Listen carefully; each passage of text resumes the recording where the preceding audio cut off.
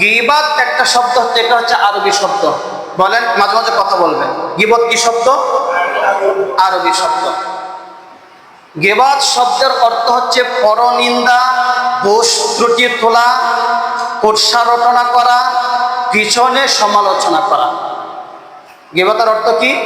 দোষ ত্রুটি উদ্ঘাটন করা, পিছনে সমালোচনা করা, কুৎসা রটনা করা, অন্যের পিছনে সব মিলিয়ে তাকে হেয় তুচ্ছ তাচ্ছিল্য করার নামই হচ্ছে গীবত। তো এটা হচ্ছে গীবতের শাব্দিক অর্থ। এবার হলো গীবতের সংজ্ঞা। আল্লাহ রাসূল সাল্লাল্লাহু আলাইহি ওয়াসাল্লামকে সাহাবায়ে কেরামদেরকে আল্লাহ রাসূল জিজ্ঞাসা করলেন, সাহাবীদেরকে পয়গম্বর জিজ্ঞাসা করলেন, আতাদরুনা মাল গীবা। সাহাবীদেরকে বললেন, তোমরা কি গীবত বলতে পারো? গীবত কি জিনিস তোমরা কি জানো? সাহাবায়ে কেরাম বললেন, ইয়া রাসূলুল্লাহ, আল্লাহু আ'লাম ওয়া রাসূলুহু, আল্লাহ এবং তার রাসূল ভালো জানেন, আমরা গীবত সম্পর্কে আমরা জানি না। এটা কখন বললেন? আল্লাহ রাসূল সমস্ত সাহাবীদেরকে জিজ্ঞাসা করলেন, আতাদরুনা মাল গীবা, তোমরা কি গীবত বলতে পারো? কি গীবত কি জিনিস? সাহাবীরা উত্তর দিলেন, ইয়া রাসূলুল্লাহ, গীবত কি জিনিস এটা আমরা জানি না, আল্লাহ এবং তার রাসূল ভালো জানেন। সাহাবায়ে কেরাম বললেন, ইয়া রাসূলুল্লাহ, আমরা জানি না গীবত কি জিনিস, আপনি আমাদেরকে জানায় দেন। পয়গম্বর বলেন, যিকরুকা আখাকা বিমা ইয়াকরাহু, তুমি এমন কথা বলেছো যেটা তোমার ভাই শুনলে অপছন্দ করে, এই অপছন্দ করার নামই হচ্ছে গীবত। তুমি এমন একটা কথা বলেছো যে কথাটা আমি শুনলে কষ্ট পাবো, যে কথাটা বলার পরে আমার নিজেকে দোষী মনে হবে। আমি চোরকে চোর চুরি করে আমি চোরকে বললাম সে চোর, এটা অন্য মানুষের সামনে বললাম, অন্য মানুষদেরকে বললাম, ওই চোরকে চোর বলাটাই গীবত। এই চোরকে চোর বলা গীবত কেমন? আল্লাহর রাসূল বলেন, যিকরুকা আখাকা বিমা ইয়াকরাহু, যে তুমি যেই কথাটা বলেছো তোমার ভাই যদি শুনে, সেটার নামই হচ্ছে গীবত। এই প্রশ্নের উত্তর সাহাবীরা বললেন, ইয়া রাসূলুল্লাহ, আমি যেই কথাটা আমার ভাইয়ের সম্পর্কে বললাম সেই দোষের যদি দোষী হয় তাহলে এটা কি হবে?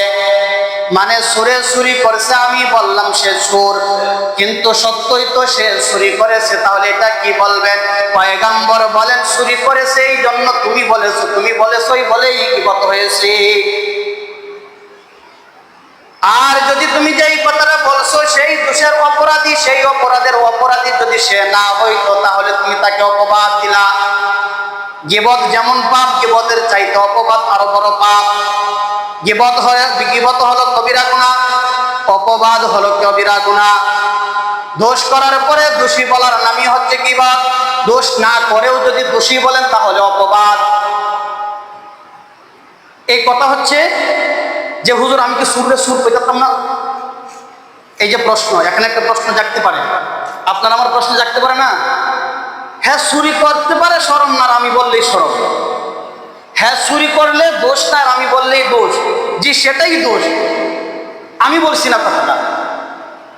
আল্লাহ রাসূল বললেন, আতাদরুনা মাল গীবা, তোমরা কি বলতে পারো গীবত কি?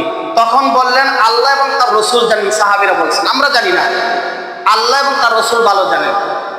রাসূল বলেন, যিকরুকা আখাকা বিমা ইয়াকরাহু, তুমি এমন কথা বলেছো তার সম্পর্কে যেটা সে শুনলে অপছন্দ করে, সেটার নামে হচ্ছে গীবত।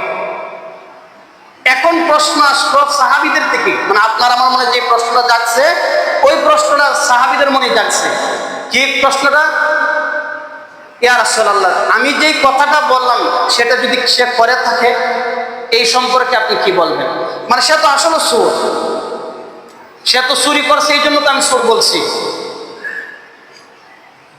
সে অন্যায় করছে, আমি বলছি, এই জন্য তো সে, আমি অন্যায়কারীকে অন্যায় করে নেওয়ালা বললাম, তাহলে আমার দুশ্মনী, আমি কি দোষ করলাম, আমার সম্পর্কে আপনি কি বলবেন? তখন বলছে সে দোষ করেছে এই জন্য তুমি বলেছো, আর তুমি বলেছো বলে এটাই কি বল।